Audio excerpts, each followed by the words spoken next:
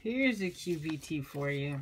When you get ready to start your project, before you get to cutting on your fabric and making all kinds of plans, get your instructions out and read them thoroughly. Sit in the kitchen, have a cup of coffee, sit on the toilet, whatever it is you do. Read your instructions all the way through pertaining to the item or the garment that you plan to make. There's all kinds of information that you need to know and you need to follow in order. Sewing directions, when to interface, what to do to overlock.